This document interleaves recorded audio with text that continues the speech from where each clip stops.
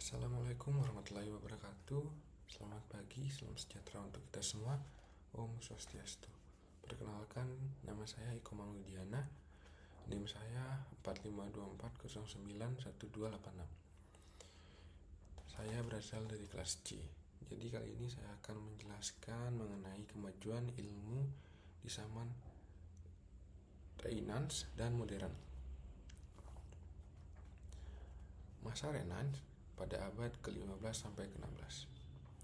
Renaissance merupakan era sejarah yang penuh dengan kemajuan dan perubahan yang mengandung arti bagi perkembangan ilmu. Zaman yang menyaksikan dilancarkannya tentang gerakan reformasi terhadap keesaan dan supremasi Gereja Katolik Roma bersamaan dengan berkembangnya humanisme. Zaman ini juga merupakan penyempurnaan kesenian, keahlian, dan ilmu yang diwujudkan dalam diri jenius serba bisa Leonardo da Vinci.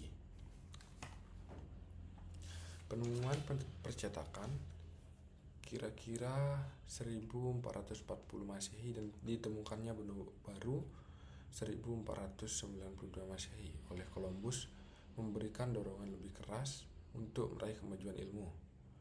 Pada masa itu, seni juga mengalami perkembangan.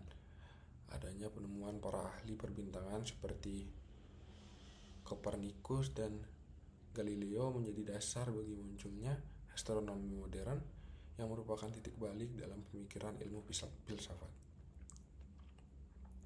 Pada zaman Renaissance ini, manusia barat mulai berpikir secara baru dan secara berangsur-angsur melepaskan diri dari otoritas kekuasaan gereja yang selama ini telah membelenggu. Kebebasan dalam mengemukakan kebenaran filsafat dan ilmu, pemikiran yang dapat dikemukakan dalam tulisan ini antara lain Nicolaus Copernicus dan Francis Bacon. Copernicus adalah seorang tokoh gereja ortodoks. Ia menemukan bahwa matahari berada di pusat jagat raya dan bumi memiliki dua macam gerak, yaitu perputaran sehari-hari pada porosnya dan gerakan tahunan mengelilingi matahari. Teorinya ini disebut heliocentrisme, di mana matahari adalah pusat jagat raya, bukan bumi, sebagaimana yang dikemukakan oleh Ptolemeus yang diperkuat gereja. Teori Ptolemeus ini disebut geosentrisme yang mempertahankan bumi sebagai pusat jagat raya. Teori Kopernikus ini melahirkan revolusi pemikiran tentang alam semesta, terutama astronomi. Bacon adalah pemikir yang seolah-olah meloncat keluar dari zamannya dengan melihat perintis filsafat ilmu. Ungkapan Bacon yang terkenal adalah knowledge is power, atau dalam bahasa Indonesia, pengetahuan adalah kekuasaan. Ada 3 contoh yang dapat membuktikan pernyataan ini, yaitu mesin menghasilkan kemenangan dan perang modern. Yang kedua, kompas memungkinkan manusia mengarungi lautan. Dan yang 3, percetakan yang mempercepat penyebaran ilmu. Penemuan Kopernikus mempunyai pengaruh luas dalam kalangan sarjana, antara lain Tycho Brahe dan Johannes Kepler. Tycho Brahe adalah seorang bangsawan yang tertarik pada sistem astronomi baru. Ia membuat alat-alat yang ukurannya besar sekali untuk mengamati bintang-bintang dengan teliti.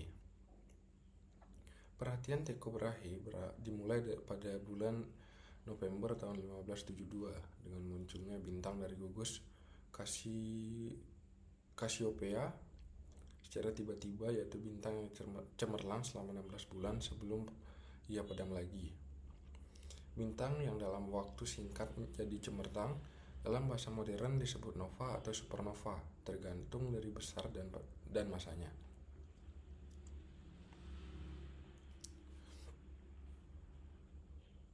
Timbulnya bintang baru itu menggugurkan pendapat yang dianut sampai saat ini, yaitu karena angkasa diciptakan Tuhan, angkasa tidak dapat berubah sepanjang masa. dan bentuknya akan tetap abadi. Dalam tahun 1577 ia dapat mengikuti timbulnya sebuah komet dengan bantuan alat-alatnya. Ia menetapkan lintasan yang diikuti komet tersebut. Ternyata lintasan ini lebih jauh dari planet Venus. Penemuan ini membuktikan bahwa benda-benda di angkasa tidak menempel pada kristalin safer, melainkan datang dari tempat yang sebelumnya tidak dapat dilihat dan kemudian muncul perlahan-lahan ke tempat yang dapat dilihat.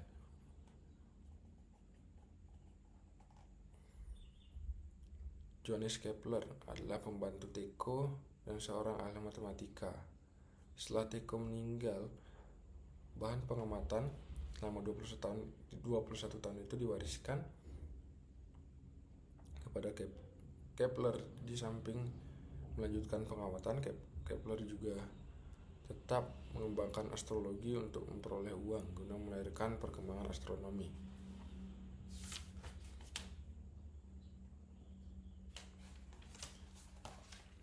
Terbukti bahwa pergerakan benda angkasa tidak beraturan dan tidak sempurna. Pergerakannya mengikuti satu ketentuan, yaitu bila matahari dihubungkan dengan planet oleh garis lurus dan planet ini bergerak X 10 jam lamanya, maka luas bidang yang dilintasi garis itu dalam waktu 10 jam selalu sama. Berdasarkan hukum ini, kalau planet berada paling dekat dengan matahari periheloid, kecepatannya pun paling besar. Sebaliknya, jika planet berada paling jauh dari matahari abeloid, maka kecepatannya paling kecil. Hal ketiga yang ditemukan Kepler adalah perbandingan antara dua buah planet, misalnya A dan B. Bila waktu yang dibutuhkan untuk melintasi orbit oleh masing-masing planet adalah P dan Q, sedangkan jarak rata-rata planet B ke matahari adalah X dan Y, maka P plus dibagi Q plus sama dengan X plus dibagi Y plus. Dengan demikian, Kepler menemukan 3 buah hukum astronomi, yaitu 1.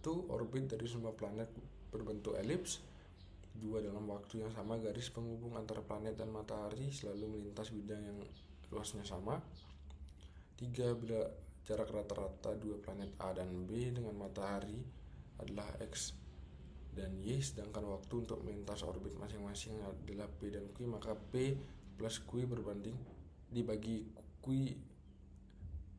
P plus dibagi Q plus sama dengan X plus dibagi Y plus.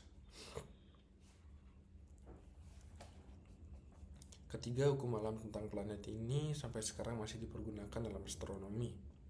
Meskipun di sana sini diadakan perbaikan seperlunya.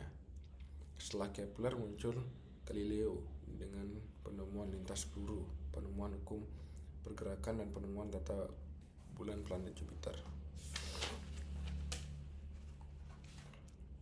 Galileo membagi sifat benda dalam 2 golongan, yaitu pertama, golongan yang langsung mempunyai hubungan dengan metode pemeriksaan fisik, artinya yang mempunyai sifat-sifat primer seperti berat, panjang, dan lain-lain sifat yang dapat diukur. Kedua golongan yang mempunyai peranan dalam proses pemeriksaan ilmiah disebut sifat-sifat sekunder, seperti sifat warna, asam, manis, dan tergantung dari panca-indera manusia. Pada masa yang bersamaan dengan Kepler dan Galileo, ditemukan logaritma oleh Napier berdasarkan basis E yang kemudian diubah ke dalam dasar 10 oleh Briggs dan kemudian diperluas oleh Broglie-Dedeker. Ketika Kepler mendengar tentang penemuan ini, ia memberikan reaksi bahwa jika ia dapat mempergunakan penemuan logaritma, perhitungan yang 11 tahun dapat dipersingkat sekurang-kurangnya menjadi 1 bulan.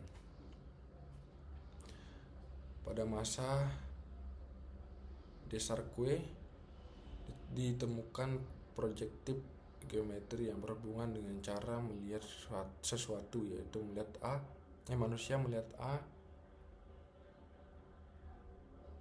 melihat B dari tempat T. Selanjutnya yaitu perkembangan di zaman modern, abad ke-17 sampai 19 Masehi. Setelah Galileo, Fermat, Pascal, dan Kepler berhasil mengembangkan penemuan mereka dalam ilmu, maka pengetahuan yang terpancar itu jatuh ke tangan dua sarjana yang dalam ilmu modern memegang peran yang sangat penting. Mereka adalah Isaac Newton dan Leibniz. Di tangan dua sarjana inilah sejarah ilmu modern dimulai. Newton, sekalipun ia menjadi pimpinan sebuah tempat pembuatan uang logam di kerajaan Inggris, dia tetap menekuni di bidang ilmu.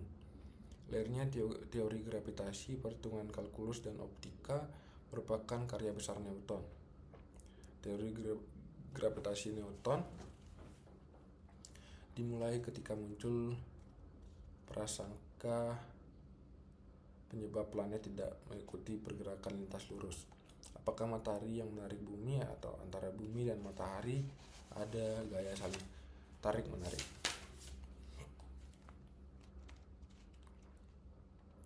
Teori gravitasi memberikan keterangan mengapa planet tidak bergerak lurus.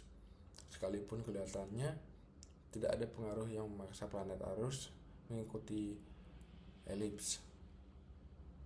Berdasarkan teori gravitasi dan perhitungan-perhitungan yang dilakukan Newton, dapat diterangkanlah dasar dari semua lintasan planet dan bulan, pengaruh pasang air samudera, dan lain-lain peristiwa astronomi. Justru dalam lapangan astronomilah ketepatan teori gravitasi makin meyakinkan sehingga tidak ada lagi yang tidak percaya tentang adanya gravitasi ini.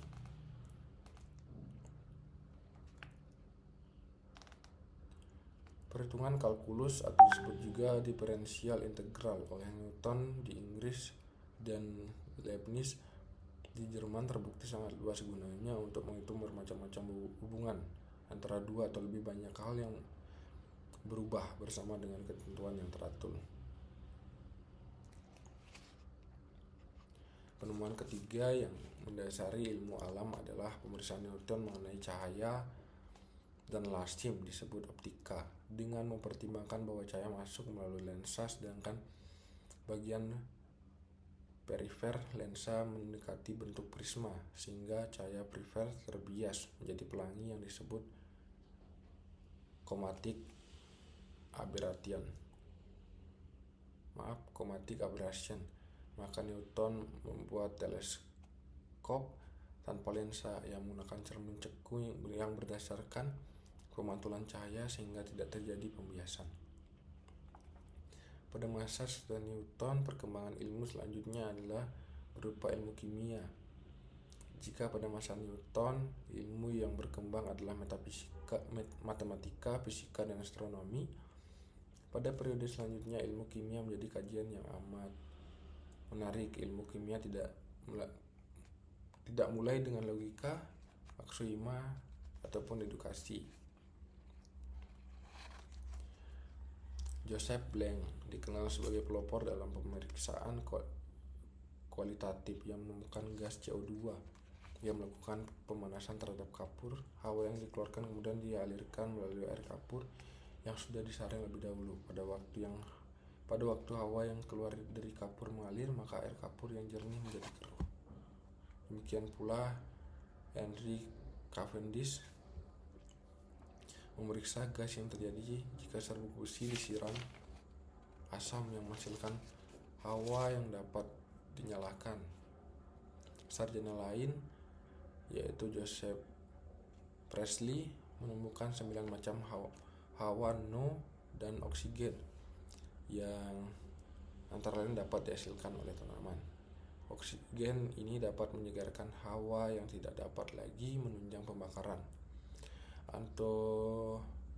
Anthony Laurent Lavoisier jadilah sarjana yang meletakkan dasar ilmu kimia sebagaimana yang kita kenal sekarang.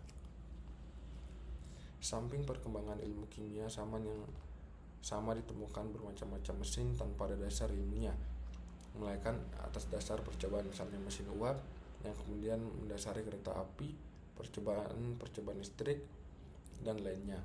Penemuan itu semua melandasi revolusi industri, terutama di Inggris, tetapi kemudian juga meluas seluruh benua Eropa. Percobaan selanjutnya dilakukan oleh J.L. Proust mengenai atom.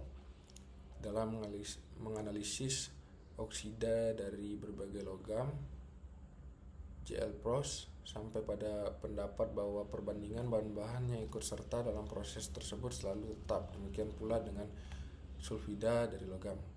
Demikian pula dengan John Dalton yang mendapatkan ilham untuk menetapkan kesatuan untuk mencari keterangan tentang perbandingan yang selalu tetap. Dalam hal ini dijadikan kesatuan oleh hidrogenium. Sejak Dalton, teori atom terus dapat dipergunakan dalam lapangan ilmu kimia, juga oleh Frederick Wohler untuk menemukan sintesis urea pada tahun 1828. Pada sekitar tahun 1895, Henry Becquerel, suami istri, Curie dan J.J. Thomson menemukan radium, logam yang dapat berubah menjadi logam lain, sedangkan Thomson menemukan elektron. Secara singkat dapat ditarik sebuah sejarah ringkas ilmu yang lahir saat ini. Perkembangan ilmu pada abad ke-18 telah melahirkan ilmu seperti taksonomi, ekonomi, kalkulus, dan statistika. Di abad ke-9 lahir semisal paramokologi, geofisika, geomorfologi, paleontologi, arkeologi, dan sosiologi. Abad ke-20 mengenal ilmu teori informasi, logika, matematika, mekanika kuantum, fisika nuklir, kimia nuklir, radiobiologi, oceanografi, antropologi budaya, psikologi, dan sebagainya. Setelah abad ke-18 berakhir, maka perkembangan ilmu modern selanjutnya yaitu abad ke-19. Pada abad ini, penemuan yang dianggap sebagai penemuan abad tersebut adalah dengan ditemukannya planet Neptunus. Sedangkan pada abad ke-20, secara garis besar, terjadi perkembangan yang sangat luas dalam berbagai bidang ilmu, misalnya ilmu pasti, ilmu kimia, ilmu fisika, kimia organik, biokimia, ilmu astronomi, ilmu biologi, dan fisika nuklir. Mungkin sekian penjelasan dari saya, kurang dan lebihnya mohon dimaafkan. Saya akhiri dengan ucapan wassalamualaikum warahmatullahi wabarakatuh.